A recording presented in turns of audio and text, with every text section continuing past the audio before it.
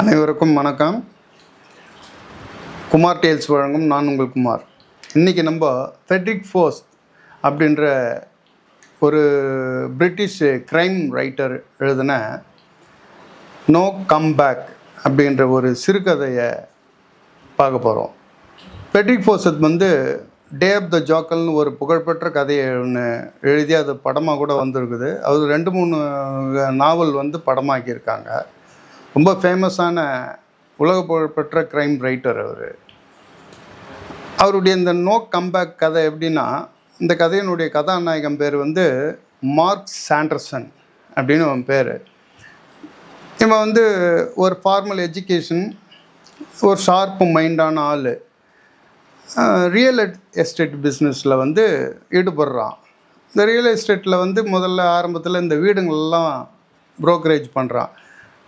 புரோக்கராக நிறைய வீடுங்களில் ஒருத்தர் இது பண்ணி கொடுக்குறது, போகிறது வர்றது அப்படியே இருக்கான். ஒரு 2 வருஷம் இந்த ரியல் எஸ்டேட்டில் அதனுடைய நெளிவு சுழிகள், அதனுடைய தந்திரங்கள் எல்லாம் இவனுக்கு அத்துப்படி ஆகுது. அத்துப்படி ஆகிட்டோடனே இவனுக்கு ஒரு 1965 இவன் இந்த பிஸ்னஸில் இறங்குறதுல அதிலேருந்து ஒரு 1970 அந்த பிஸ்னஸில் இவனுக்கு 1 மில்லியன் UK பவுண்ட் வரைக்கும் இவனுடைய சொத்து மதிப்பு ஏறுது. அதனுடைய நெளிவு சுழிவெல்லாம் இவனுக்கு அத்துப்படி ஆகிடுது. 70லேருந்து 75 அவனுடைய சொத்து மதிப்பு 5 மில்லியன் UK பவுண்டு சொத்து மதிப்பு ஏறுது. இப்போ மார்க் சாண்டர்சனுக்கு 39 வயசு. வாழ்க்கையில் எல்லாத்தையும் பார்த்தாச்சு. சொத்து சுகம், பெரிய பங்களா, காரு, நினச்ச பொண்ணுங்க, அனுபவிக்காத சுகமே கிடையாது. எல்லாத்தையும் பார்த்தாச்சு. இப்போது மார்க் சாண்டர்சனுக்கு ஒரே ஒரு குறை என்னன்னா, எல்லாரும் வீடு வாசல் கல்யாணம் பண்ணின்னு போய் போட குழந்தை குட்டியோடு இருக்கிறாங்களே, அந்த மாதிரியான ஒரு லைஃப் இல்லாமல் நம்ம இந்த 39 வயசுலேயும் ஒரு பேச்சுலராக தானே வாழ்ந்துட்டு இருக்கோம் அப்படின்னு ஒரு மனசுக்குள்ளே சின்ன ஒரு குறை உண்டு. சரி, மேரேஜ் பண்ணிக்கலான்னா நம்மளுடைய அந்தஸ்தை பார்த்து, நம்மளுடைய சொத்து சுகத்தை பார்த்து, நம்மளுடைய சமூகத்தில் இருக்கிற அந்தஸ்துக்கு ஏற்ற பார்த்து அதுக்காக தான் பொண்ணுங்க வருவாளுங்களே தவிர, நமக்காக நம்ம மேலே உண்மையான அன்பு வச்சு நம்மளை ஏற்றுக்கிற மாதிரி நம்மளை பார்த்துக்கிறதுக்கு ஒருத்தி அமைவாளா அப்படின்னு இவனுக்கு பெரிய சந்தேகம். அதுமாரி பொண்ணு நம்ம வாழ்க்கையில் இது வரைக்கும் நம்ம சந்திக்கலையே அப்படின்னு சொல்லிட்டு இவனுக்கு ஒரு ஃபீலிங்காகவே அப்படியே போயிட்டுருக்குது. நம்ம இனிமேலும் சந்திப்போமா என்னன்னு நமக்கு டவுட்டாக தான் அப்படியே லைஃப் போயிட்டுருக்குது. அப்படி இருக்கும்போது ஒரு நாள் ஒரு பார்ட்டிக்கு அட்டன் பண்ணுறான். இந்த பார்ட்டியில் ஏஞ்சலா சம்மர்னு ஒரு பொண்ணு அட்டன் பண்ணுறா. இந்த பார்ட்டியில் எல்லோரும் கூட இவன் பேசினே இருக்கும்போது அந்த பொண்ணை பார்க்குறான். அந்த பொண்ணு நல்ல டாலாக, நல்ல ஹேண்ட்ஸமான கேர்ள், நல்ல டார்க் ஹேர். பார்த்தோன்னே இவனுக்கு ஒரு மாதிரி ஷாக் ஆகிடுது. இந்த மாதிரி ஒரு லேடி இது வரைக்கும் நம்ம மீட் பண்ணதே இல்லையே, ஆள் எப்படி இருக்கா அப்படின்ட்டு மனசுக்குள்ளே தோணி இவங்க கூட எல்லாம் அவன் ஃப்ரெண்டுங்களெலாம் பேசிகிட்டு இருக்கும்போது அப்படியே அவங்கக்கிட்ட இன்ட்ரடியூஸ் பண்ணி விட்றாங்க. பேசிகிட்டு இருக்கும்போது வாங்கலாம் அப்படியே பேசிட்டு இப்படி பேசலாம் அப்படின்ட்டு 2 பேர் பேசின்னு இருக்கும்போது ஒருத்தர் இன்ட்ரடியூஸ் ஆகுறாங்க. இவன் என்ன நினைக்கிறான், அந்த பொண்ணு பெரிய பணக்காரன், அவன் ஹஸ்பண்ட் பெரிய பணக்காரன், நான் கையில் மோந்திரம் போட்டிருக்கும்போது கண்டுபிடிச்சிருவான் அவளுக்கு கல்யாணம் ஆகிடுச்சு அப்படின்ட்டு. இந்தமாரி இந்த உலகம் ஃபுல்லாக சுற்றுறாங்களா, அந்தமாரி கப்பலில் சுற்றி வந்துன்னு இருக்கா. ஆக்சுவலாக அவள் ஸ்பெயின் நாட்டை சேர்ந்தவ அப்படி தான் நினச்சின்னு இருக்கான். அவன் வீட்டுக்காரன் நல்லா பயங்கர பணக்காரன் அப்படின்ட்டு. ஆக்சுவலாக பார்த்தா அவன் அவ்வளோ பெரிய பணக்காரிலாம் கிடையாது. அவகிட்ட பேசின ஒன்று தான் தெரியுது. ஆக்சுவலாக அவளுடைய பிறந்ததும் இதே லண்டனில் தான். அவங்க அப்பா அம்மாலாம் இதே லண்டனில் தான் இருக்காங்க. இங்கே தான் அவளுக்கு கல்யாணம் ஆகுது. அவன் ஹஸ்பண்ட் மேஜர் ஆர்ச்சி சம்மர்னு. அவர்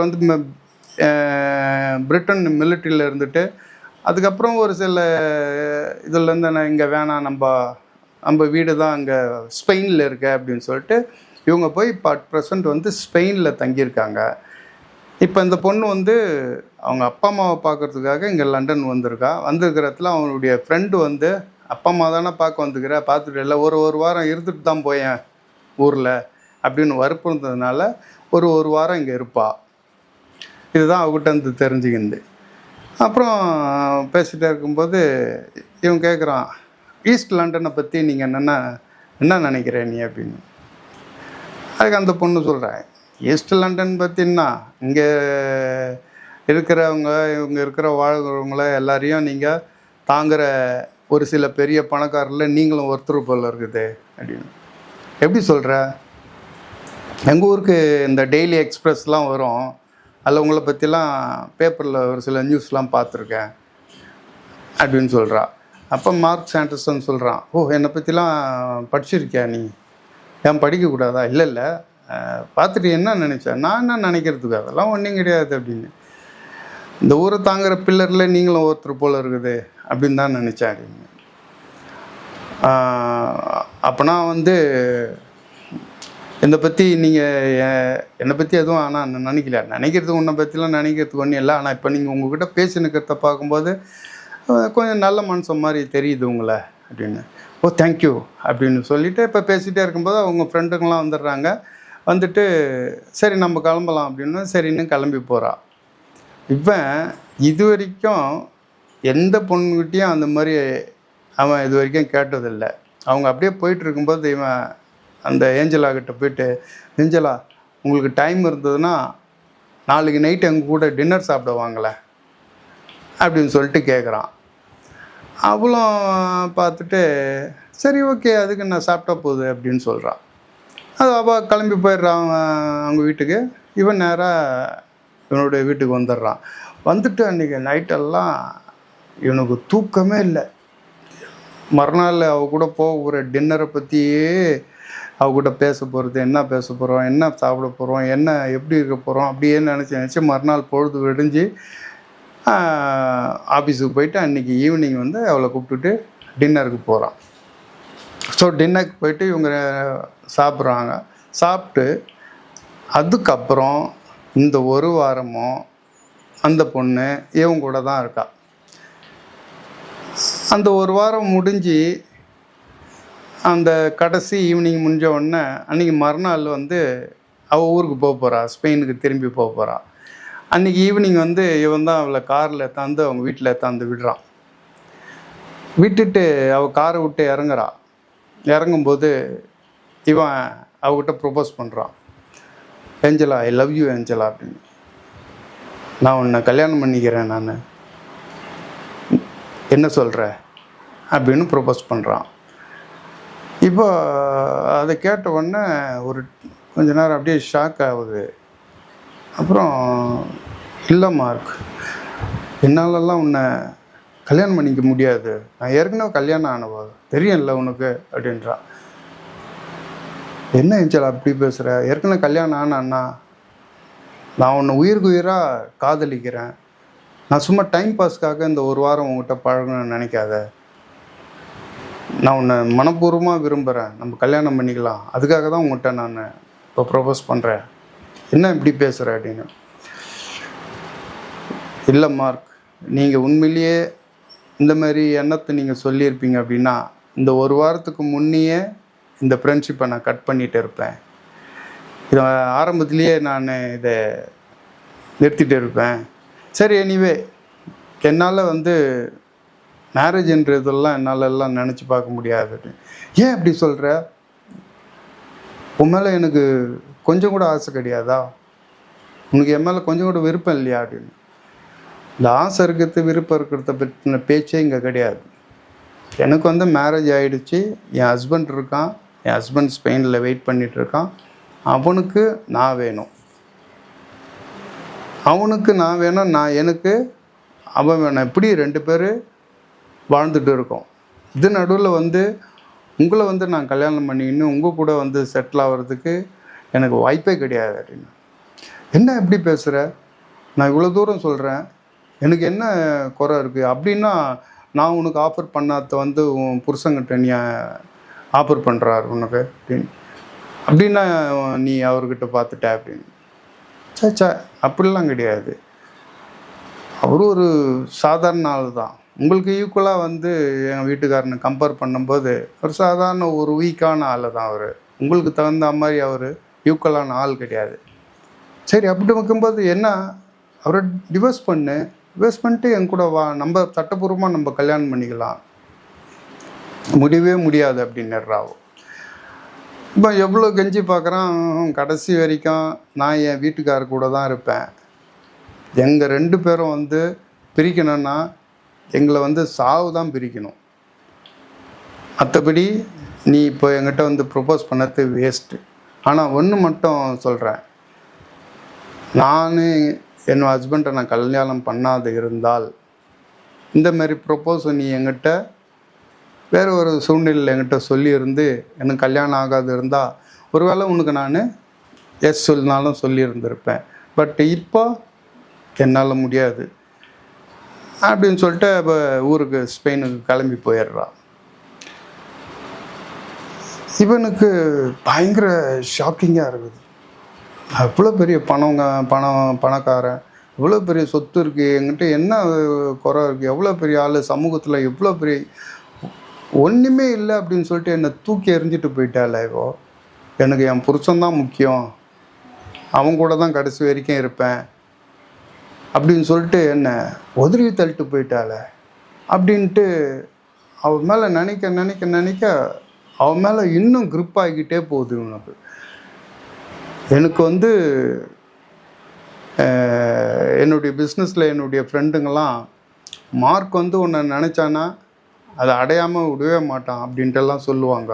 இப்படியாப்பட்ட நான் ஆசைப்பட்ட விஷயத்தில் நடக்க முடியாமல் என்னுடைய எண்ணம் நிறைவேறாமல் ஒருத்தன் வந்து குறுக்க நிற்கிறான். இது வந்து என்னால் தாங்கிக்கவே முடியலையே, என்ன பண்ணுறதுன்னு சொல்லிட்டு இவனுக்கு அவள் மே மாதம் போகிறா, அடுத்தது ஜூன் வருது. இந்த ஒரு மாதம் அவனால் தாங்கவே முடியல. அது மனசில் அப்படியே குழப்பிக்கிட்டே இருக்கு அவனுக்கு. சரி, என்ன பண்ணுறது. ஆனால் அவள் ஒரு சொன்னால, நான் வந்து என் வீட்டுக்காரரும் நானும் உயிராக இருக்கிற வரைக்கும் எங்கள் 2 பேரும் டெத்து தான் பிரிக்கும் அப்படின்னால, அதுதான் சரி நான் பண்ணுறேன், அது என்ன பண்ணுறோன்ட்டு எனக்கு தெரியும் அப்படின்னு சொல்லிட்டு என்ன பண்ணுறான். அப்போது ஒரு முடிவு எடுக்கிறான். ஒரு விஷயத்தை நம்ம பண்ணோன்னா, ஒரு வேலை பண்ணணும், பெரிய ஆளாக இருந்தால் என்ன பண்ண, ஒருத்தனை கூப்பிட்டு இந்தமாரி பண்ணிட்டு வா அப்படின்னு சொன்னால் அவன் பண்ணிட்டு வருவான். நாளைக்கு ஏதாவது ஒன்று சொதப்பிடுச்சுன்னா நம்மளுடைய மான மரியாதைலாம் போயிடும். ஆகவே இதை என்ன பண்ணுறதுன்னு யோசிச்சிருக்கும்போது அவன் புருஷனை கொலை பண்ணிட்டான்னா அப்படின்ட்டு இவன் மனசில் ஓடுது. அவன் புருஷன் உயிரோடு இருக்கிற வரைக்கும் தானே அவனை என்னை கல்யாணம் பண்ணிக்க மாட்டேன்றா. அவன் கொலை பண்ணிட்டான்னா யார் கொலை பண்ணுறது? ஆளை விட்டு அமிச்சா ரிஸ்க்கு. சரி, நம்மளே ஒரு ஐடியா பண்ணி இறங்குவோம் அப்படின்னு சொல்லிட்டு அப்போதுலேருந்து ஒரு முடிவு எடுத்துட்டு என்ன பண்ணதுன்னு முதல்ல யோசித்து அவன் ஆஃபீஸில் கூப்பிட்டு சொல்லிடுறான், என்னை அடிக்கடிக்கு டிஸ்டர்ப் பண்ணாதீங்க, நான் எதனா இருந்தால் உங்களுக்கு ஃபோன் பண்ணி நான் பேசிக்கிறேன் அப்படின்னு சொல்லிவிட்டு அங்கேருந்து இவன் இருக்கிறது வந்து ஈஸ்ட் லண்டனில் இருக்கிற ஒரு ஏஜென்சிக்கு, அவங்க வீடெல்லாம் வாடகைக்கு பிடிச்சி கொடுக்குறவங்க, அந்த ஏஜென்சிக்கு ஃபோன் பண்ணிவிட்டு எனக்கு லண்டனில் 1 மாதத்துக்கு ஒரு வீடு வேணும், நல்லா க்ளீன் பண்ணிவிட்டு நாளைக்கு எனக்கு ரெடி பண்ணி வைங்க, க்ளீன் பண்ணிவிட்டு கதவு தாப்பால் போட்டு அந்த சாவியை வந்து டோர் மேட்டுக்கு கீழே வைங்க, நான் நாளைக்கு காலைல வருவேன், 1 மாதத்துக்கு உண்டான அட்வான்ஸை நான் வந்து ரெஜிஸ்டர் மெயிலில் அமுச்சு வச்சிட்றான். ஸோ லண்டனில் வந்து ஒரு வீடு ஒன்று எடுத்தாச்சு. அந்த வீடு தான் இவன் அடுத்து நடத்த போகிற அந்த பிளானுக்கு ஒரு ஆஃபீஸ் மாதிரி. ஃபஸ்ட்டு வீடு எடுத்தாச்சு. அதுக்கு அடுத்தது யாருக்கிட்டையாவது போகணும் பேசணும் அப்படின்னா இவன் நல்ல ஃபெமிலியான ஃபிகர் இவன். ஆகவே வந்து நம்ம இந்த மாதிரி போயிட்டு யாருக்கிட்டையும் எதுவும் பேச முடியாது. சரி, என்ன பண்ணலாம், முகத்தை மாற்றனா பிளாஸ்டிக் சர்ஜரி பண்ணலாமா, பிளாஸ்டிக் சர்ஜரிலாம் வேணாம், வேறு மாதிரி பண்ணலான்னு சொல்லிட்டு இந்த சலூனுக்கு போகிறான். சலூனுக்கு போயிட்டு அந்த ஹேர் ட்ரெஸ்ஸர்கிட்ட வந்து சொல்கிறான், என்னுடைய இப்போ இருக்கிற முடியை கம்ப்ளீட்டாக மாற்றிட்டு ஆளுனுடைய தோற்றமே வேறு மாதிரி ஆகிற மாதிரி எனக்கு பண்ண முடியுமா உனக்கு அப்படின்னு கேட்குறான். அதுக்கு நான் பண்ணித்தரேன் அப்படின்னு சொல்லிட்டு அந்த ஹேர் ஸ்டைல் பழைய ஹேர் ஸ்டைலில் கம்ப்ளீட்டாக மாற்றிட்டு ஒரு புது மாதிரியான ஒரு ஹேர் ஸ்டைல் அவனை பண்ணி கொடுக்குறான். அந்த ஹேர் ஸ்டைலை மாற்றிட்டு மேலே வந்து வேறு கலர் டை அடித்து இப்போ பார்க்குறதுக்கு ஏறக்குறைய ஒரு 75% வந்து இவனுக்கு இப்போ பார்க்குறவங்களுக்கு அடையாளம் தெரியாத அளவுக்கு அந்த ஹேர் ட்ரெஸ்ஸர் இவனை வந்து மாற்றி விட்டுடுறான். வீடு எடுத்தாச்சு, மேக்கப்பு ஆல்டர் பண்ணியாச்சு 2. இப்போ அடுத்தது வந்து மூணாவது என்னன்னா, ஒரு ஏஜென்சிக்கு ஃபோன் பண்ணுறான்.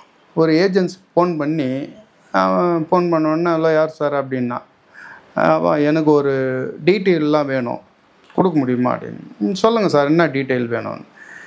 இவன் சொல்கிறான் என்னென்ன டீட்டெயில் வேணும் அப்படின்னு சொல்லிட்டு. அவன் எல்லாத்தையும் எழுதி வாங்கிக்கின்னு, சார் உங்கள் பேர் என்ன சார் அப்படின்னா.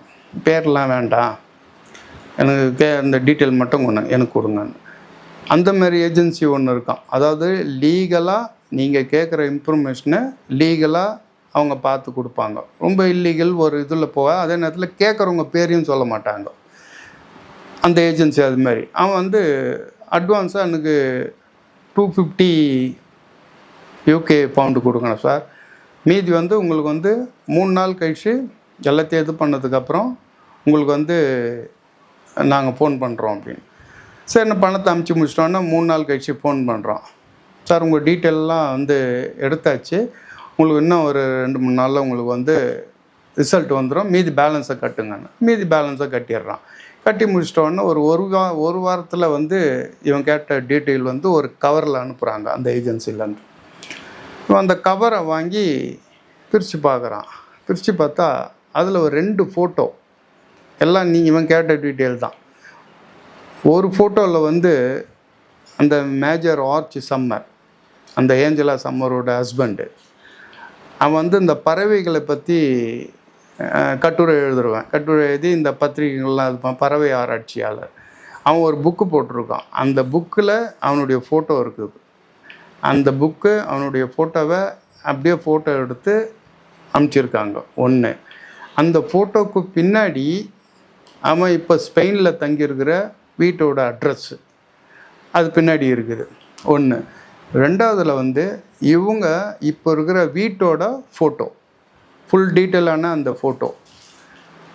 அந்த ஒரு ஃபோட்டோவை பார்த்தாலே தெரியும் அந்த வீட்டோடைய ஃப்ரண்ட் ஹால் எங்கே, போர்ட்டிகோ எங்கே இருக்குது, என்ட்ரன்ஸ் எங்கே வருது, மெயின் ரோடு எப்படி போகுதுன்னு அந்த ஒரு ஃபோட்டோலேயே கவர் பண்ணுற மாதிரி பிரமாதமான ஒரு ஃபோட்டோ. 3வது வந்து மேஜர் ஆர்ச் சம்மருடைய ஒய்ஃபு ஏஞ்சலா சம்மர். இந்த ஏஞ்சலா சம்மர்ன்றவங்க காலையில் எழுந்துட்டு அங்கே ஸ்பெயினில் அங்கே லோக்கலில் இருக்கிற பசங்களுக்கு வந்து இங்கிலீஷ் சொல்லி தராங்க. இந்த பொண்ணு இங்கிலீஷ் சொல்லி தருவாங்க. இங்கிலீஷ் சொல்லி முடிச்சுட்டு காலையில் முடிச்சுடுவாங்க. அப்புறம் மத்தியானம் வருவாங்க, சாப்பாடெலாம் அரேஞ்ச் பண்ணிட்டு அவரும் அவங்க ஹஸ்பண்டும் சாப்பிடுவாங்க. சாப்பிட்டு முடிச்சுட்டு மத்தியானத்துக்கு மேலே 3லேருந்து 4 இவங்க வீட்டுக்கு பக்கத்தில் ஒரு 1/2 கிலோமீட்டர்கிட்ட கடல் இருக்குது. அந்த மத்தியானத்துக்கு மேலே 3 to 4 வந்து இந்த பொண்ணு கம்பல்சரியாக ஸ்விம்மிங்கு இல்லைன்னா சன்பாத் எடுக்கிறதுக்கு 3லேருந்து 4 வரைக்கும் டெய்லி கம்பல்சரியாக போயிடுவா.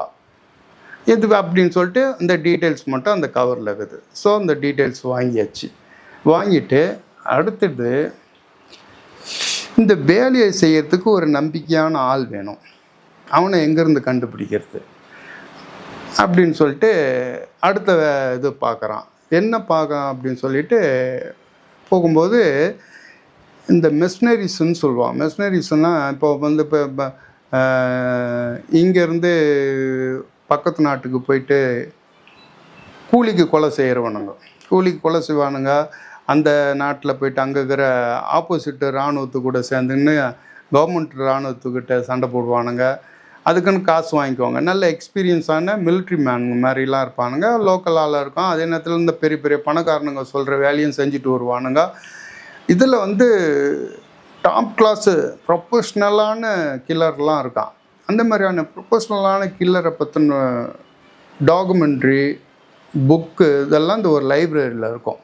அந்த லைப்ரரியில் போய்ட்டு இதில் ஃபேமஸான ஆளுங்க அட் ப்ரெசண்ட் இருக்கிறவங்க யார் இருக்காங்க அப்படின்னு சொல்லிட்டு அந்த லைப்ரரியில் இருக்கிற புக்குங்கள்லாம் இவனுடைய யார் யார் இருக்காங்க அப்படின்னு சொல்லிட்டு ஒவ்வொருத்தனையாக பார்க்கும்போது அந்த புக்கில் வந்து ரொம்ப ஃபேமஸான இருக்குள்ள ஒருத்தன் பேர் மட்டும் ஒரு புக்கில் தொடர்ந்து 3-4 புக்கில் அவனை பற்றி எழுதியிருப்பாங்க. ஸோ அவன் யார் என்ன எதுன்னு ஃபோட்டோ அட்ரஸ்லாம் எதுவும் தெரியாது. ஆனால் அவனை எழுதின ஆத்தரை வந்து இவன் கண்டுபிடிச்சிடுவான். அந்த ஆத்தரை கண்டுபிடிச்சிட்டு அவர் யார், இப்போ எங்கே இருக்கார், என்ன ஏதுன்னு அந்த ஆத்தரம் வந்து ஏற்கனவே வந்து ஒரு மெஷினரியாக இருந்து இப்போ அவங்கள பற்றி ஒரு புக்கு எழுதினவன் தான் அவன். அப்புறம் அவனை கண்டுபிடிச்சிடுறான். அவன் பயங்கர தண்ணி அடிச்சுன்னு குடிக்கார அவன்.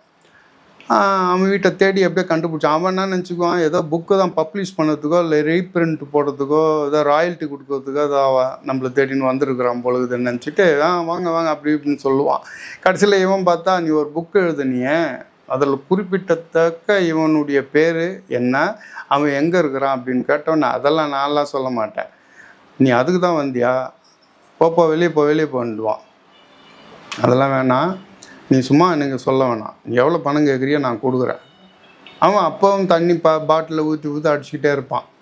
ஒரு 6-7 பெக்கு வரைக்கும் குடிச்சிருவான். குடிச்சு முடிச்சிருவோன்னா இவன் என்னது பணம் தரேன்யா, எவ்வளோ தருவேன், நீ எவ்வளோ கேட்குறியோ நான் தரேன், எனக்கு தேவை இதுதான், அவன் பேர் என்ன, அவனை எங்கே நான் சந்திக்கலாம், அதை மட்டும் சொல்ல அப்படி. அப்புறம் கடைசியாக ஒரு வழியாக அவனுடைய பேரை சொல்கிறான்.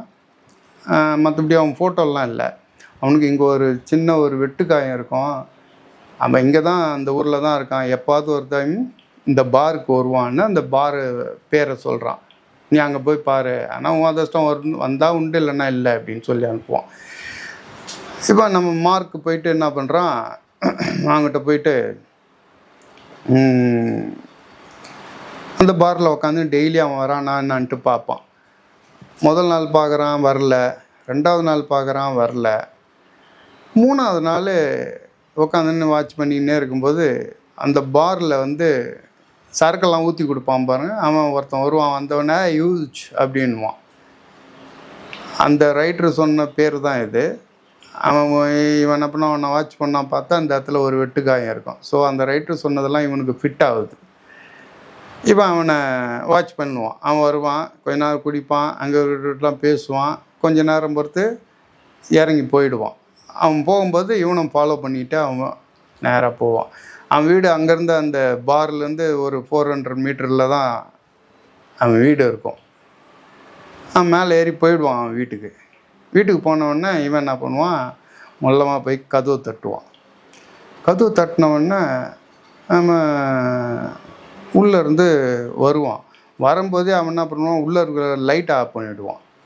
லைட்டை ஆஃப் பண்ணிவிட்டு அந்த லைட்டினுடைய பவர் அவன் மூஞ்சில் படாத அளவுக்கு கதவு ஓரத்தில் அப்படி நின்று, யார் வேணும் அப்படின்வான். என் பேர் வந்து மைக்கேல் ஜான்சன் அப்படின்வான். இவன் பேரை மாற்றிடுவான். மார்க் சாண்டர்ஸ்ன்ற பேரெல்லாம் விட்டுட்டு புதுசாக பேரை க்ரியேட் பண்ணி தான் இந்த பிளானை பண்ணிகிட்டு இருப்பான். மைக்கேல் ஜான்சன் என் பேர் அப்படின்னு. யார் வேணும் உனக்கு அப்படின்னா, இல்லை மிஸ்டர் யூஜ் இன்னைக்கு தானே அப்படின்னா. யார் சொன்னது இங்கே நான் இருக்கேன் அப்படின்னு சொல்லிட்டு என்ன, இல்லை அதெல்லாம் ஒன்றும் இல்லை, உன்னை வச்சு எழுதினார் புக்கு எழுதின அந்த ரைட்டர் தான் என்கிட்ட சொன்னார். ஆனால் நீங்கள் எதுவும் கவலைப்பட வேண்டியதில்லை, அவர் வந்து பயங்கர தண்ணியில் இருக்கிறான், அவனை நான் போய் கேட்டதும் தெரியாது, உன்னை பற்றி அவன் என்கிட்ட சொன்னதும் அவங்ககிட்ட ஞாபகம் இருக்காது, அவன் பேரே அவனுக்கு ஞாபகம் இருக்காது, அவன் 24 மணி நேரம் தண்ணியில் தான் இருப்பான் பொழுது, அதனால தான் உங்களை பார்க்கலான்னு வந்தேன். நான் வாரண்ட் இருக்கா அப்படின்னா, எப்பா நான் போலீஸ்காரன் கிடையாதுப்பா, நான் ஒரு சிவிலியன், உங்கள்கிட்ட பேசலான்னு தான் வந்தேன்.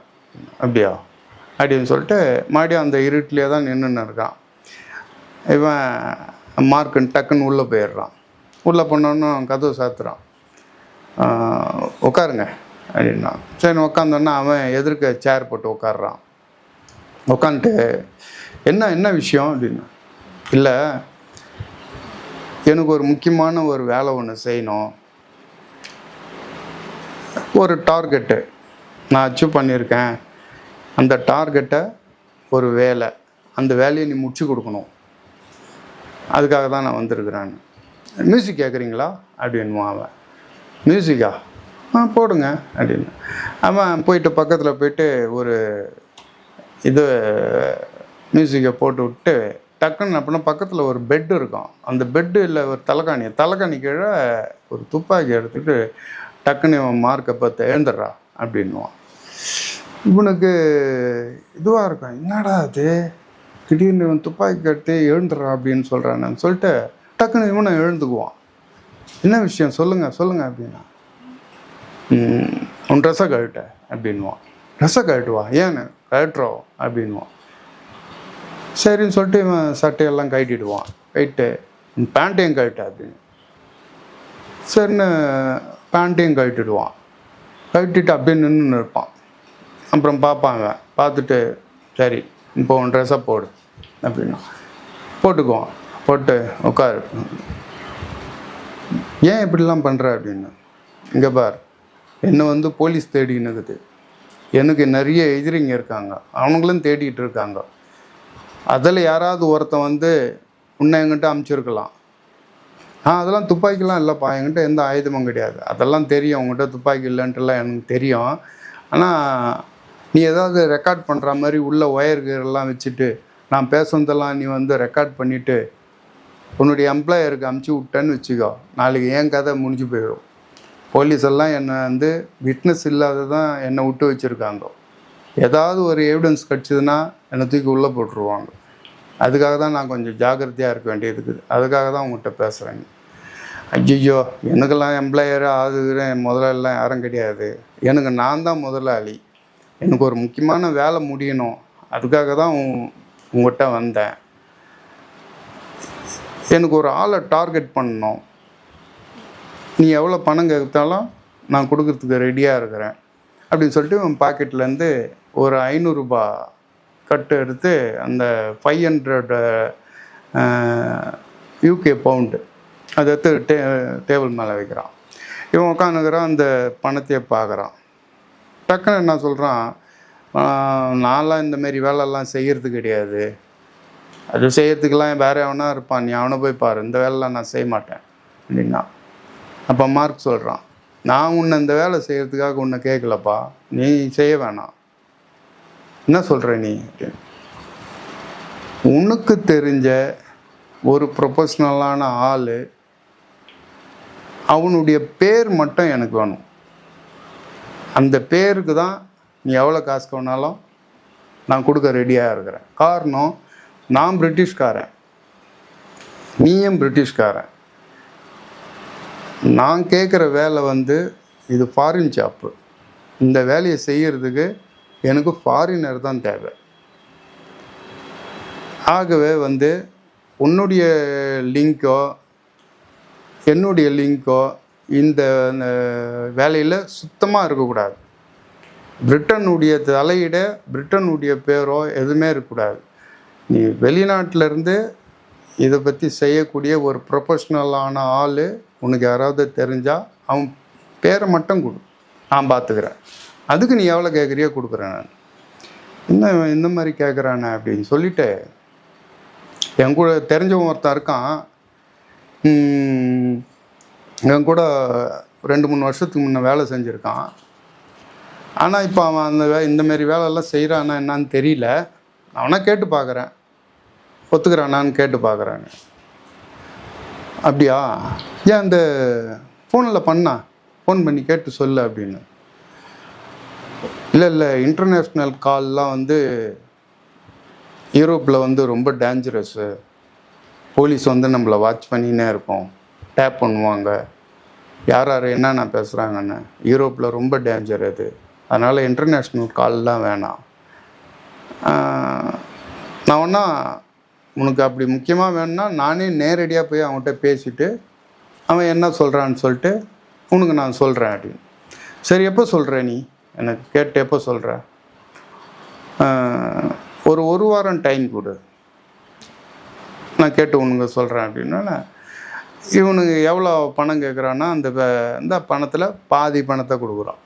நீ அதை கேட்டு சொன்னோன்னே நான் மீதி பணத்தை உனக்கு நான் ரெஜிஸ்டர் பண்ணி விட்றேன், எனக்கு நீ ஒரு வாரத்தில் நீ கூப்பிட்றியா அப்படின்னு.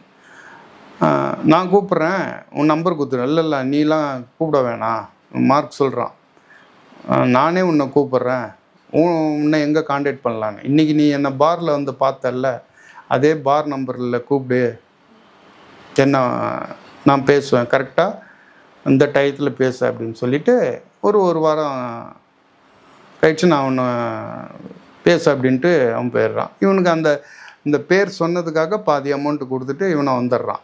கரெக்டாக ஒரு வாரம் கழிச்சு அந்த பாருக்கு இவன் மார்க் சாண்டர்சன் பேசினவொடனே அந்த பாரில் ஊற்றி கொடுப்பான் பாரு, அவன் தான் ஃபோன் எடுத்துகிட்டு இப்போ நான் பொறுத்து இவனை மிஸ்டர் யூஜ் கூப்பிட்றாங்க பாருங்க. அவன் யூஜ் வந்து பேசுவான், என்னப்பா என்ன ஆச்சு அப்படின்னா.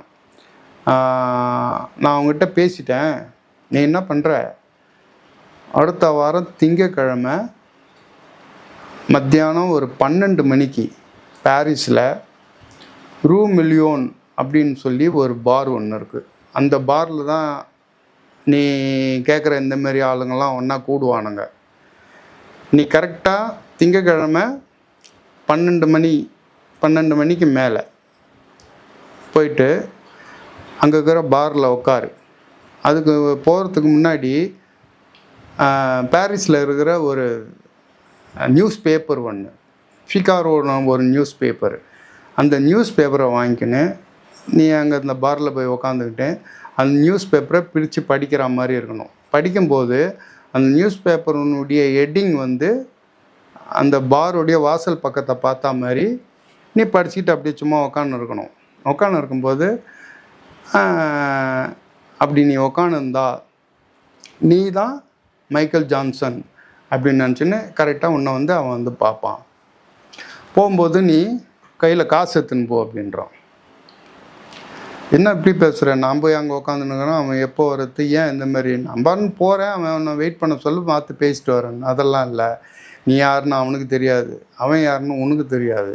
நீ கூட போகும்போது நீ 4-5 பேர் பாடி கார்டை கூட்டின்னு போயிட்டு அவன்லாம் மாட்டிக்கிட்டு பிரச்சனை ஆகிடுச்சின்னு வச்சுக்கோ, நீ அவனை பிடிக்கிறதுக்கு வரியா இது பண்ணுவான், அதெல்லாம் டவுட் படுவான். அதனால் அவன் சொல்கிறான், என்ன சொல்கிறானோ அதே மாதிரி நீ செய், உங்கள்கிட்ட வந்து இது பண்ணுவான்.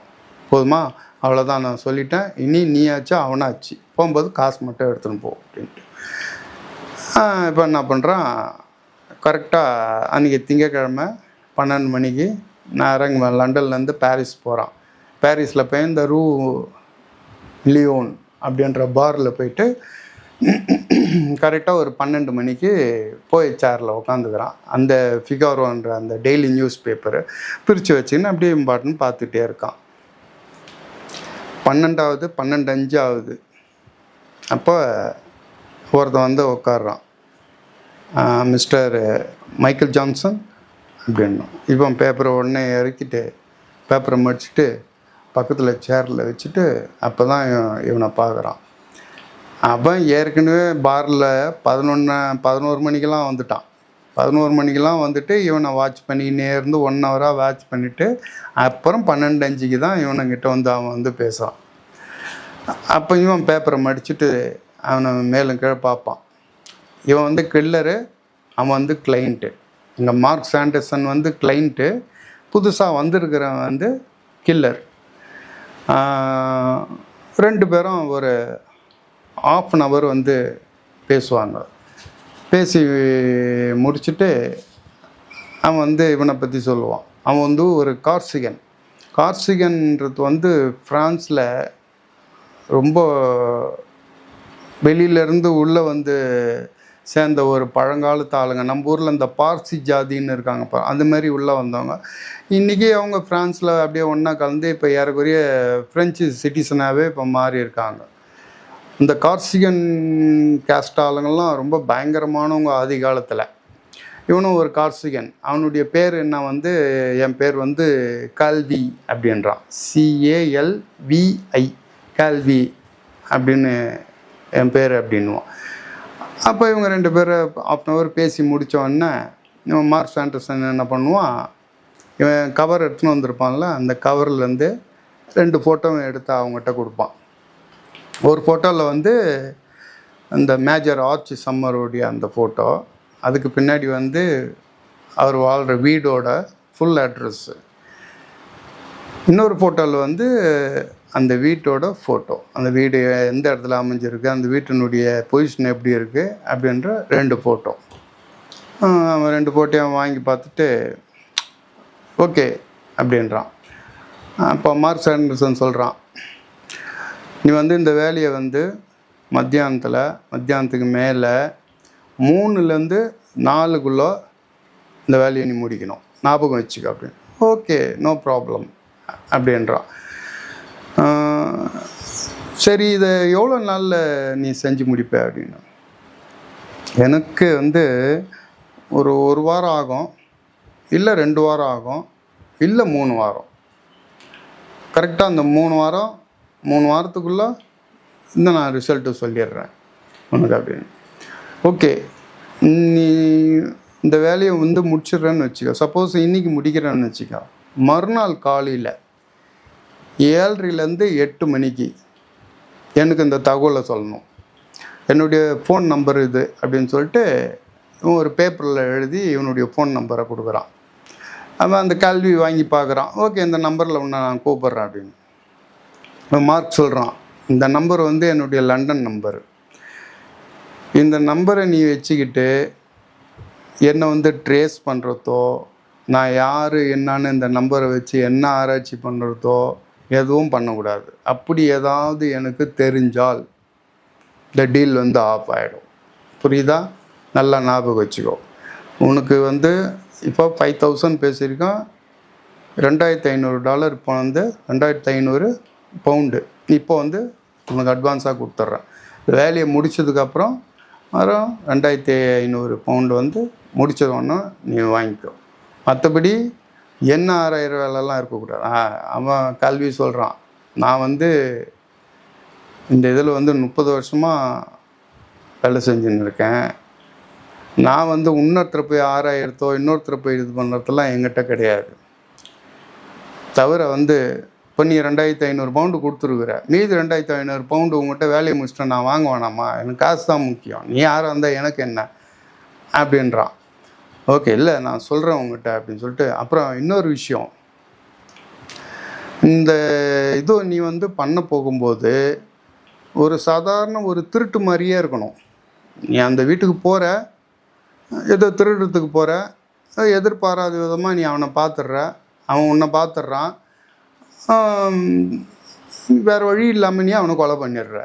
நாளைக்கு போலீஸ் வந்து இது பண்ணும்போது இது வந்து திருட்டுக்காக நடந்த ஒரு கொலை மாதிரி தான் தெரியணும். அதை நல்லா ஞாபகம் வச்சுக்கோ. ஓகே, அதெல்லாம் நான் பார்த்துக்கிறேன்.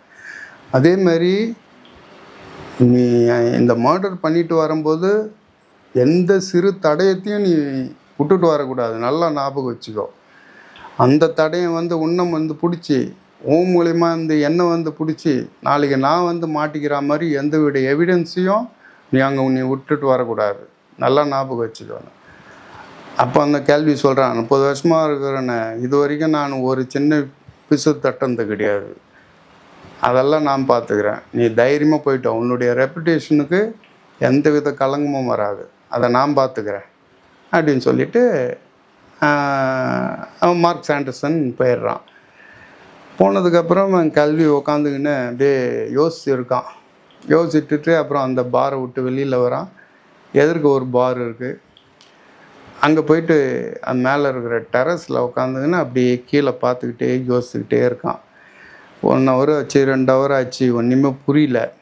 இவன் என்ன யோசிக்கிறான்னா, இப்போது நம்ம வந்து ஃப்ரான்ஸில் இருக்கோம், இவன் சொல்கிற டார்கெட் வந்து ஸ்பெயினில் இருக்குது. நான் ஃப்ரான்ஸ்லேருந்து ஸ்பெயினுக்கு போகணுன்னா, அவனை கொலை பண்ணணும் அப்படின்னா நான் ஆயுதத்தை எடுத்துகிட்டு போகணும். ஆயுதத்தை எப்படி எடுத்துகிட்டு போகிறது? ஃப்ரான்ஸ்லேருந்து ஸ்பெயினுக்கு ட்ரெயின் போகுது. ட்ரெயினில் நான் துப்பாக்கி எடுத்துன்னு போய் கஸ்டம்ஸில் என்னை பிடிச்சிட்டாங்கன்னா பெரிய பிரச்சனை ஆகிடும். பெரிய பிரச்சனைனா எப்படின்னா, ஃப்ரான்ஸினுடைய போலீஸினுடைய ஆட்டிடியூட் வேறு, ஸ்பெயின் போலீஸினுடைய ஆட்டிடியூட் வேறு. இப்போ உதாரணத்துக்கு நம்ம இந்தியாவில் பிடிச்சி ஒருத்தன் மாட்டிக்கிட்டான்னா எப்படி இருக்கும், ஆனால் அதான் பாகிஸ்தானில் பிடிச்சா இருக்கும் எப்படி இருக்கும், அந்த மாதிரி. ஆகவே வந்து ட்ரெயினில் வந்து துப்பாக்கி எடுத்துக்கிட்டு போகிற இது வந்து செட் ஆகாது.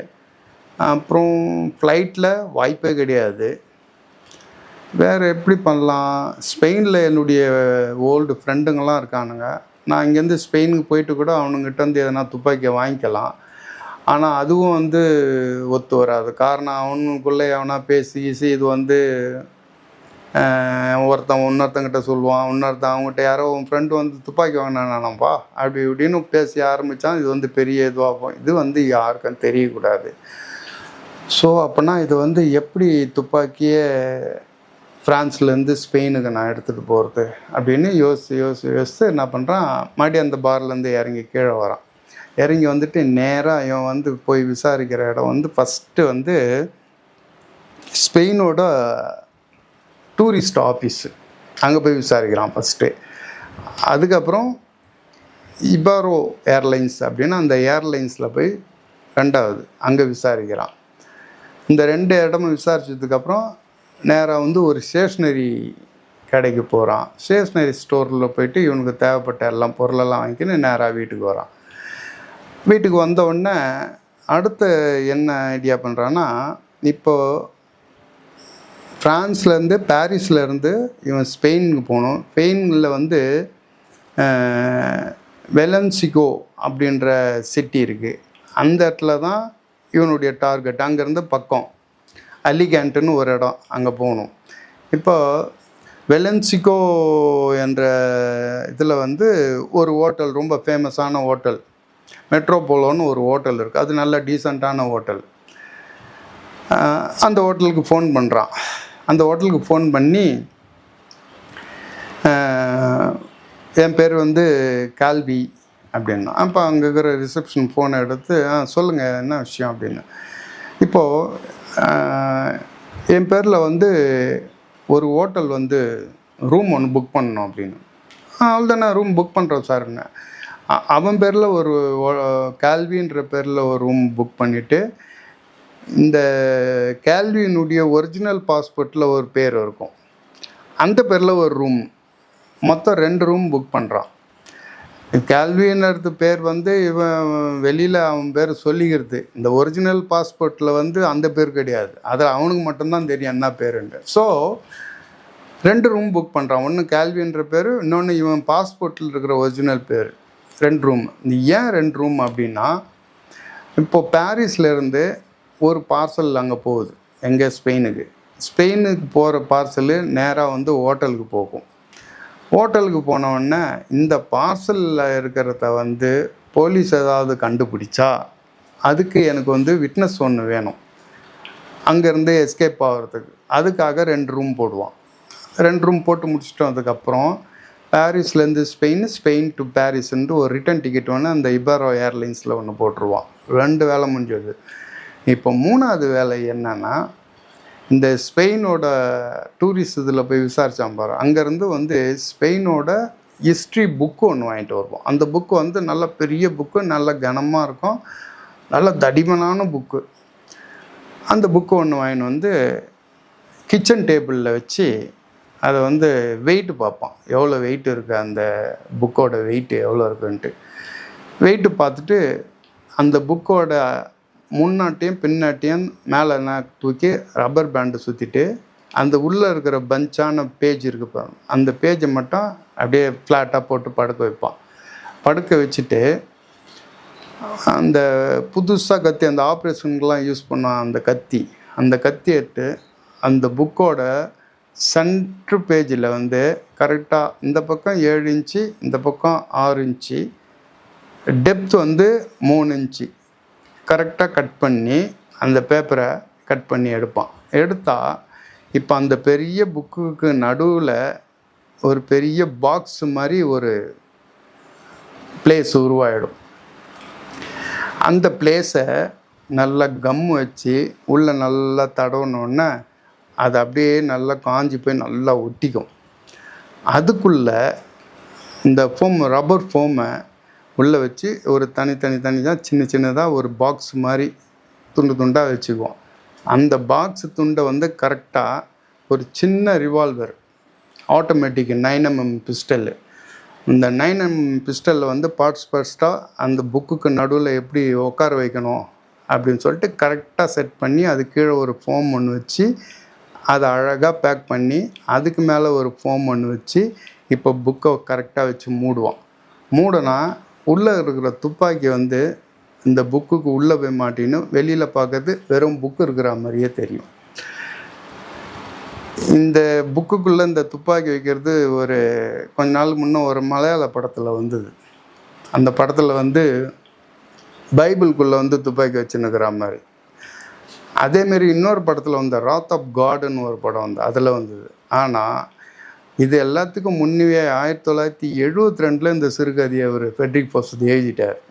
ஸோ அவருடைய கதையிலேருந்து தான் இவங்க காப்பி அடித்து எடுத்துருக்குறாங்க. இந்த மலையாள படத்துலையும் சரி, இன்னொரு இங்கிலீஷ் படத்துலையும் இது வந்துருக்குது. இவர் முன்னாடியே எழுதிட்டார். இவர் வந்து இதை எழுதுறதுக்கு வாய்ப்பே கிடையாது. 72 எழுதிட்டார் அந்த கதையை. ஸோ இப்போ வந்து இந்த புக்கை வந்து பக்காவாக வச்சு மூடிட்டு இந்த புக்கை மாடியை வந்து அந்த கிச்சன் டேபிளில் இருக்கிற வெயிட் போடுவோம். வெயிட் போட்டு பார்த்திங்கன்னா இந்த புக்கோட ஒரிஜினல் வெயிட் முதல்ல போட்டதுக்கும் இப்போ உள்ள துப்பாக்கி வச்சு கம்ப்ளீட்டாக பார்சல் பண்ணி வெயிட் போட்டதுக்கும் ஒரு 1/2 ounce தான் எக்ஸஸாக இருக்குது. ஸோ ஓகே, கரெக்டாக போய் உட்காந்து வச்சு கொஞ்சம் பிரச்சனை இல்லை அப்படின்னு சொல்லிவிட்டு அதை அப்படியே என்ன பண்ணோம், அந்த புக்கை ஒரு பக்காவான பாலித்தீன் கவர் அது மேலே போட்டு அப்படியே பக்காவாக போட்டு க்ளோஸ் பண்ணி அது பார்சல் பண்ணிடுவான். பார்சல் பண்ணி அந்த பேப்பரை மேலே போடும்போது அது டிரான்ஸ்பரண்ட்டாக தெரியும். அது உள்ளே இருக்கிற புக்கோட பேர் எல்லாமே தெரியும் அந்த மாதிரி. ஆனால் பேப்பர் வந்து பயங்கர திக்கான பேப்பர். நீங்கள் அதை வந்து மேலே கவர் பண்ணிட்டீங்கன்னா பிரிக்கிறது இருந்தால் நீங்கள் கத்தி வச்சு தான் கட் பண்ணி எடுக்கணும். அப்பேற்பட்ட பேப்பர் பெரிய பெரிய இந்த புக் ஸ்டோரில் வந்து பக்காவாக இது பண்ணுவாங்க. அந்த மாதிரியான பேப்பர் அந்த மாதிரி பண்ணிவிட்டு அதுக்கு அடுத்தது ஒரு கவர், ஒரு காக்கி கவர் எடுத்து அந்த புக்கை அந்த கவருக்குள்ளே போட்டு, இப்போ முதல்லையே ஒரு கவர் போட்டாச்சு பக்காவாக போயிட்டு மாடி இது ஒரு கவர் அதுக்குள்ளே போட்டு அது மேலே இருக்கிறத வந்து ஒரு சின்ன கிளிப்பு போட்டு லாக் பண்ணிவிட்டு அந்த ஓரத்தை என்ன பண்ணுறான், கிச்சனில் இருக்கிற இந்த நெருப்பில் மெல்லமாக அப்படியே காமிச்சு அழகாக சீல் வைக்கிறான். இப்போது இந்த இந்த புக்கை வந்து இங்கே ஃப்ரான்ஸ்லேருந்து ஸ்பெயினுக்கு அனுப்பணும்.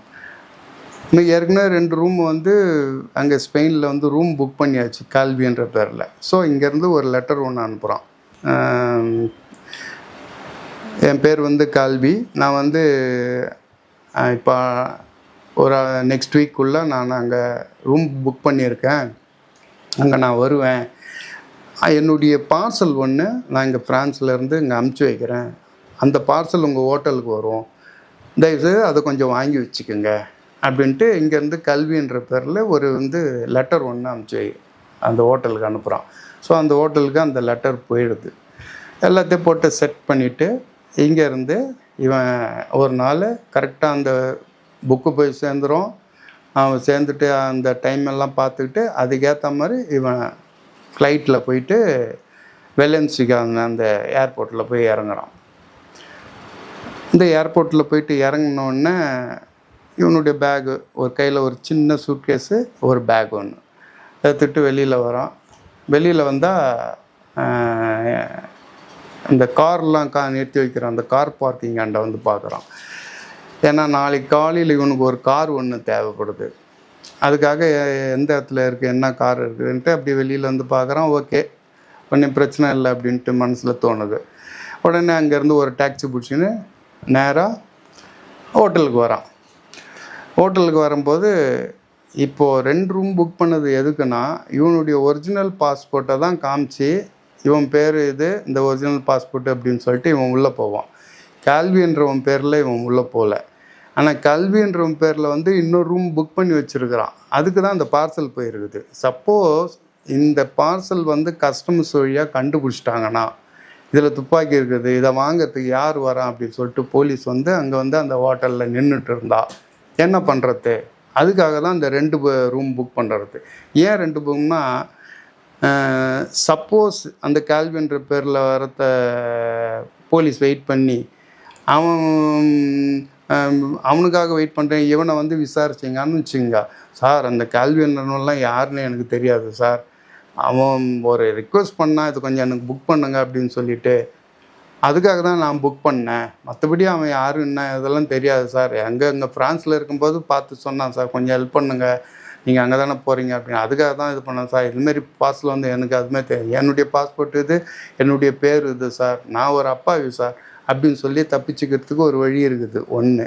2வது, இப்போ அந்த ரிசப்ஷனில் போயிட்டு இவன் பாஸ்போர்ட்டை காமிச்சு இப்படி என்ன ஒன்றிய இந்த பேருக்கும்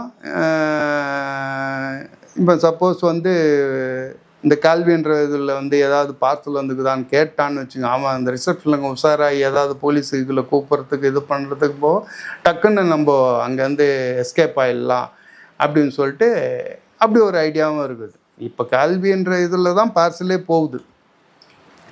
அப்படி அவன் ஏதாவது ஒரு ஜர்க் பண்ணான்னு வச்சுங்க, அந்த சந்தர்ப்பத்தை பயன்படுத்தி வெளியில் ஓடியாந்துடணும் அப்படின்னு சொல்லிட்டு தான் போகிறான். ஆனால் இவன் நேராக போய் ப்ரெசன்ட் பண்ணுறான், பாஸ்போர்ட்டை காட்டுறான்.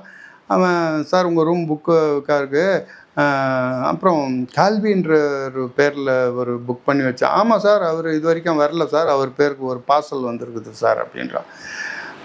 இல்லை என் ஃப்ரெண்டு தான் அவர் என்னன்னு தெரில, அவர் வரல, நான் ஒன்றும் ஒரு லெட்டர் ஒன்று எழுதி தரேன், அவருக்கு வந்த பார்சலை நான் வாங்கிக்கிறேன், ரிசீவ் பண்ணிக்கிறேன், அதுக்கு பதில் நான் ஒரு லெட்டர் ஒன்று எழுதி தரேன் அப்படின்னு சொல்லிட்டு ஒரு லெட்டர் ஒன்று எழுதி கொடுத்துட்டு அந்த பார்சலை வாங்கிக்கிறான். ஒன்றும் பிரச்சனை இல்லை, நேராக அந்த பார்சலில் வாங்கிக்கணும், நேராக இவன் ரூமுக்கு போகிறான். ரூமுக்கு போயிட்டு லாக் போட்டுக்கிட்டு ஸ்க்ரீன் எல்லாம் மூடிட்டு இவனுடைய பார்சலை வாங்கி பிரித்து பார்க்குறான். பிரித்து பார்த்தா இந்த உள்ளே இருக்கிற கவரை பிரிக்கலை, இந்த மேலே இருக்கிற கவரை வந்து ஓப்பன் பண்ணி கஸ்டம்ஸில் பார்த்துருக்காங்க. அந்த மேலே கிளிப்பை வந்து பிரிச்சிருக்கு. அதை பிரித்து பார்த்துட்டு மறுபடியும் எப்போது போல் வச்சுட்டான். பிரித்தவங்க வந்து புக்கை பார்த்துருக்காங்க, மேலே பார்த்துருக்காங்க, இது நார்மலான ஸ்பெயின் நாட்டுடைய ஹிஸ்ட்ரி புக்கு தான் அப்படின்னு சொல்லிட்டு மறுபடியும் கவரில் வச்சுட்டாங்க. ஆனால் இது செக்கப் நடந்துருக்குது. சரி ஓகே அப்படின்னு சொல்லிட்டு இவன் என்ன பண்ணுறான், ஒரு கத்தியை வச்சு அந்த புக்கினுடைய மேலே இருக்கிற கவரை கட் பண்ணி எடுக்கிறான். கட் பண்ணி எடுத்துட்டு அதில் உள்ளே இருக்கிற துப்பாக்கி எடுத்து அதை க்ளீனாக தொடச்சி ரெடி பண்ணி அதில் புல்லட்லாம் உள்ளெல்லாம் போட்டுக்கிட்டு கிளியர் பண்ணி வச்சுட்டு அந்த ரூமில் இருக்கிற அந்த கபோர்டு உள்ள கீழ் ரூமில் கபோர்டில் வச்சு பூட்டிட்டு லாக் பண்ணிட்டு வெளியில் போய் சாப்பிட்றதுக்காக ரூமை பூட்டிக்கிட்டு போகிறான். ரூமை பூட்டிகிட்டு எல்லாம் ஒரு 10-10:30 மணிக்கு மறுபடியும் ரூமுக்கு வரும்போது மறுபடியும் ரிசப்ஷனுக்கு போயிட்டு இங்கேருந்து மேட்ரிட் போகிறதுக்கு காலையில் எத்தனை மணிக்கு ஃப்ளைட் இருக்குது. ஆக்சுவலாக இவன் மேட்ரிட்லாம் போகல, இவனுக்கு ஏர்போர்ட்டுக்கு போகணும். அது ஏர்போர்ட்டுக்கு போனோம் அப்படின்னும்போது இங்கே ரிசப்ஷன்லேருந்து இவங்க கிளம்பும்போது நாளைக்கு ஏதாவது பிரச்சனைன்னா அவர் மேட்ரிட்டுக்கு போனார் சார் அப்படின்னு சொல்லுவான்ல ரிசப்ஷனிஸ்ட்டு. அதுக்காக மேட்ரிட் போகிறதுக்கு அவன் 7 மணிக்கு இருக்குது சார் அப்படின்னு. அப்படின்னா எனக்கு ஒரு 6 மணிக்கு எனக்கு ஒரு டாக்ஸி வர வச்சு நான் ஏர்போர்ட்டுக்கு போகணும் அப்படின்னா, சரி சார் 6 மணிக்கு ரெடி பண்ணிடுறேன் அப்படின்னு. அப்போது காலையில் எழுந்து வரான், ரூமை வெக்கேட் பண்ணுறான், எல்லாத்தையும் ரெடி பண்ணின்னு 6 மணிக்கு கார் வந்துடுது. டாக்ஸி எடுத்துன்னு நேராக ஏர்போர்ட்டில் போய் இறங்கிடுறான். ஏர்போர்ட்டில் இறங்கி நேராக ஏர்போர்ட்டுக்குள்ளே போயிட்டு உள்ளே போயிட்டு மாடி வழியாக மேலே டெரஸுக்கு போகிறான். ஏர்போர்ட்டில் இருக்கிற டெரஸ் 1972லலாம் ஸ்பெயினில் வந்து ஏர்போர்ட் எப்படி இருக்கும் பார்த்துங்க. மேலேருந்து பார்க்கும்போது 7 மணி ஃப்ளைட்டு மேட்ரிட் போகிறதுக்கு ஜனங்கள்லாம் வந்துன்னு இருக்காங்க. காலையே அங்கேருந்து ஹோட்டல்லேருந்து ஏர்போர்ட்டு பக்கம்தான் வந்துட்டான். கொஞ்சம் கொஞ்சமாக வந்துன்னு இருக்காங்க. மொத்தம் வந்து ஒரு மேலேருந்து பார்க்கும்போது கீழே ஒரு 7 வண்டி நிற்கிது. இந்த 7 வண்டியில் வந்து நிறைய பேர் பேசஞ்சர் இறக்கி ஒரு யாருமே கிடையாது. ஒரு 3 வண்டியில் பேசஞ்சர் இருக்கிறாங்க, ஒரு 4 வண்டியில் வந்து வரான், விடுறான், லாக் பண்ணுறான், போகிறான். ஸோ அப்படியே ஓனருங்க ஓட்டிகிட்டு வராங்க. அவங்க இங்கேருந்து ஃப்ளைட்டை பிடிச்சி நேராக மேட்ரிட் போயிட்டு மறுபடியும் அதுக்கப்புறம் வந்து காரை எடுத்துகிட்டு போவாங்க போல இருக்குது. அந்த மாதிரியான வண்டிங்களை மேலேருந்து நோட் பண்ணுறான். நோட் பண்ணிவிட்டு இவனுக்கு தேவை வந்து ஒரு கார் வேணும். அதில் வந்து ஒரு பென்ஸ் வண்டி இருக்குது, அப்புறம் இன்னொரு காஸ்ட்லி வண்டி இருக்குது. காஸ்ட்லி வண்டிலாம் எடுத்துன்னு போய் ஊருக்குள்ளே போகக்கூடாது, ஏன்னு அது கண்ணை உறுத்தும் பார்க்குறவனுக்கு. நமக்கு வந்து ஒரு லோக்கல் வண்டினா சீட் 600 அப்படின்றது ஸ்பெயினில் அப்போது ரொம்ப ஃபேமஸாக ஓடிட்டு இருக்கிற வண்டி. நம்ம மாருதி 800 மாதிரி. நேராக அந்த வண்டி எங்கே நிற்கிதுன்னு பார்க்குறான். நேராக அங்கே போயிட்டு ஓரமாக நின்று யாராவது வராங்களான்னு வாட்ச் பண்ணுறான். ஒரு 10 நிமிஷம் வாட்ச் பண்ணுறான். யாரும் இல்லை, எல்லாம் ஃப்ளைட்டில் கிளம்பி போயிட்டாங்க. ஒரு சில வண்டிங்க அங்கே ஓரத்தில் அப்படியே ஓரத்தில் நின்று இருக்கு. யாரும் வாட்ச் பண்ணுற மாதிரி யாரும் இல்லை. பெரிய ஸ்லீவ் போட்டுன்னு இருப்பான். அதுக்கு முன்னாடியே பாத்ரூம் போயிட்டு இவன் எடுத்துன்னு அந்த சூட்கேஸு பையெல்லாம் எடுத்துன்னு போயிட்டு லாக்கரில் வச்சு ஏர்போர்ட்டில் இருக்கிற லாக்கர்லேயே பூட்டிடுவான். இப்போ இவன் கையில் ஒரே ஒரு லெதர் பேக் மாதிரி இருக்கும். இவனுடைய ட்ரெஸ்ஸு இந்த ஃபார்மல் இதெல்லாம் கழட்டி போட்டு இப்போ ஒரு ஜீன்ஸும் மேலே இருக்கிற ஒரு ஜாக்கெட் ஒன்று போட்டுக்குவோம். அவ்வளோதான். கையில் ஒரு இது. அப்போ அந்த நீளமான அந்த ஸ்லீவில் இருந்து உள்ளே வந்து ஒரு ராடு ஒன்று எடுப்பான். அந்த ராடு எடுத்துன்னு மொல்லமாக அந்த காராண்ட போய் டிரைவர் சீட்டு இருக்கிற கதவை மொல்லமாக அந்த ராடை வச்சு ஒரு குலுக்குவான். அந்த கதவை திறந்துக்கும். உள்ள டிரைவர் சீட்டில் உட்காந்து இந்த பேட்டரியில் இருக்கிற பாசிட்டிவ் ஒயர் எடுத்து அந்த மோட்டரில் வச்சு ஸ்டார்ட் பண்ணுவான். பட்டன் எடுத்துன்னு வண்டி ஸ்டார்ட் ஆகிடும். அங்கேருந்து வண்டி எடுத்துக்கின்னு ஏர்போர்ட்டை விட்டு வெளியில் வரான். இந்த வெலன்சிகாவிலேருந்து அலிகான்ட்ன்ற அவன் இந்த மேஜர் ஆர்ச்சியோட வீட்டுக்கு போகிறதுக்கு வந்து 92 கிலோமீட்டர். ஸோ இங்கேருந்து இந்த கார் எடுத்துன்னு போகிறதுக்கு ஏறக்குறைய கரெக்டாக இருக்கும். அவனும் என்ன சொல்லியிருக்கான், 3லேருந்து 4க்குள்ளே தானே போக சொல்லியிருக்கான். இந்த மேட்ரு முடிக்கிட்டுன்னா அந்த மர்டர் பண்ணுறது 3லேருந்து 4க்குள்ளே முடிச்சுட்டு வந்துடணும் நீ அப்படின்லாம் சொல்லி அனுப்பிச்சிருக்கிறான். அதனால இவன் நல்லா பொறுமையாக போகிறான். 92 கிலோமீட்டர்ஸ் போயிடுறான். அந்த ஏரியாவுக்கு போகும்போது ஏறக்குறைய ஒரு மணி 1-1:30 இருக்கும். அங்கே இருக்கிற லோக்கல் பீப்புள்கிட்ட கேட்குறான் ஒருத்தங்கிட்ட, பீச்சுக்கு போகிறதுக்கு எப்படிப்பா போகணும் அப்படின்ட்டு. ஏன்னா இவங்ககிட்ட அந்த வில்லாவுனுடைய அட்ரஸ் பக்காவாக இருக்குது. அந்த வில்லா எங்கே இருக்குதுன்னு கேட்டால் அந்த லோக்கல் பீப்புள் சொல்லிடுவான். ஆனால் வில்லா எங்கே இருக்குதுன்னு கேட்கக்கூடாது. நாளைக்கு ஏதாவது ஒரு பிரச்சனைனா அவன் மைண்டில் அந்த வில்லா வந்து ஒருத்தன் கேட்டான் பாரு, அது டக்குன்னு அப்படியே ஸ்டக்காகி நின்றுட்டு இருக்கும்.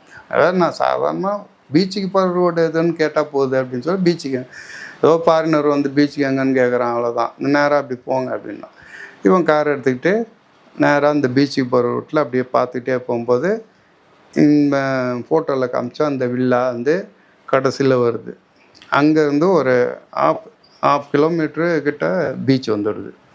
மொல்லமாக காரை ஓரமாக நிறுத்திட்டு இறங்கி பீச்சுக்கு போகிற மாதிரியே அப்படியே அந்த வில்லாவை அப்படியே வாட்ச் பண்ணின்னு போகிறான். அந்த கரெக்டாக அந்த வில்லாவை தாண்டும் போது உள்ளே வந்து அந்த மேஜர் ஆர்ச் வந்து செடிங்களுக்கு தண்ணி ஊற்றிட்டு இருக்கிறாரு. சரி அப்படின்னு சொல்லிட்டு அப்படியே பார்த்துக்கிட்டு அப்படியே போயிட்டே இருக்கான். பார்த்துட்டு மாடி கொஞ்ச நேரம் பார்த்து திரும்பி வரான். சரி மணி 2 தான் ஆகுது, அவன் போய் லஞ்சு சாப்பிட்டு வந்துடுவோம் அப்படின்னு சொல்லிட்டு இவன் காருக்கு வரான். வரும்போது கொஞ்சம் அப்படியே இருட்டினா மாதிரி மழை வரா மாதிரி இருக்குது. ஜூலை மாதத்துலாம் செம வெயில். இவன் அங்கேருந்து அந்த ஏர்போர்ட்லேருந்து வெளியே வரும்போதெல்லாம் செம வெயில். இதெல்லாம் மழைலாம் வரத்துக்கெலாம் சான்ஸ் இல்லை. சரி நம்ம போய் சாப்பிட்டு வந்துடலாம், கரெக்டாக 3 மணி தானே வரணும் அப்படின்ட்டு கார் எடுத்துன்னு மதியம் போகிறான்.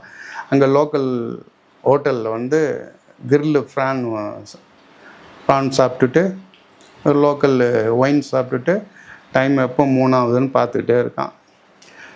கரெக்டாக 3 ஆகுது. மாடியில் வரான். மாடி வந்துட்டு அதே இடத்துல ஓரத்தில் காரை நிறுத்திட்டு இந்த வில்லாக்கு பக்கத்தில் ஒரு பெரிய தோப்பு ஒன்று இருக்குது.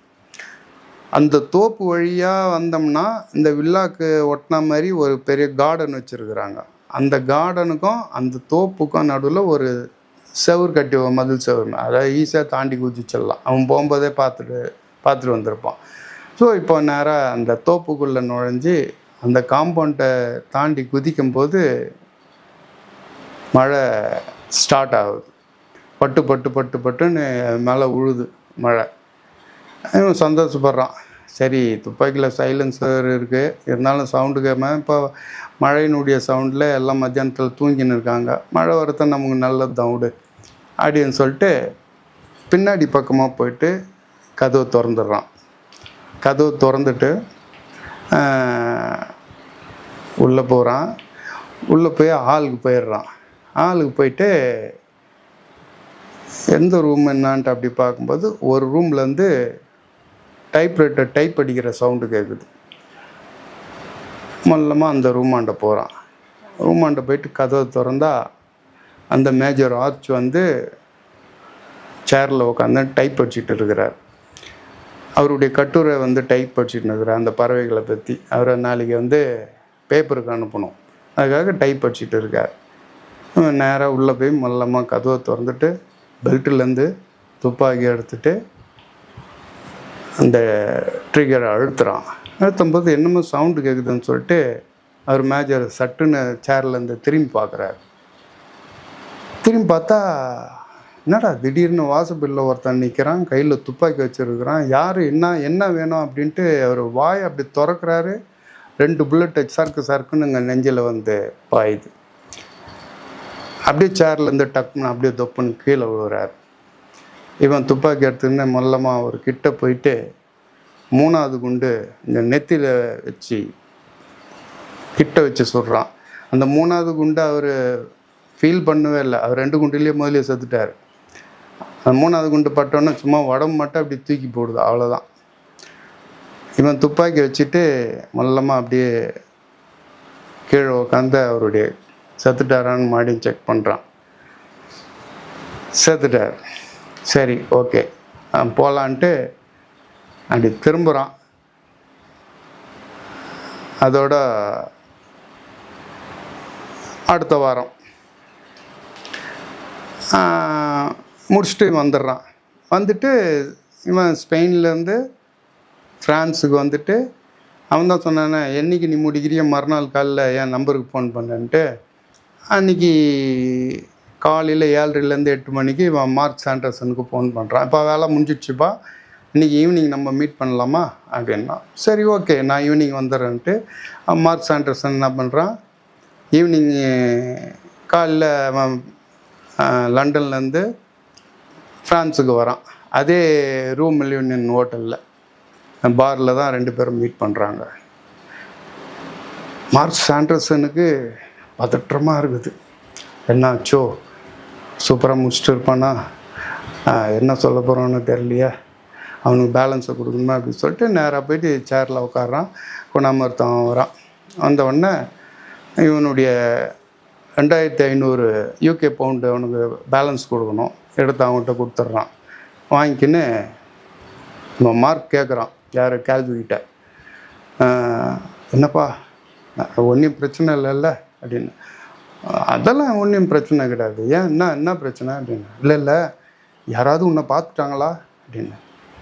என்னெல்லாம் யாரெல்லாம் பார்க்கல, நான்லாம் அதெல்லாம் பக்காவாக முடிச்சிட்டேன், அதெல்லாம் ஒன்றும் நீ பயப்படாத அப்படின்னு.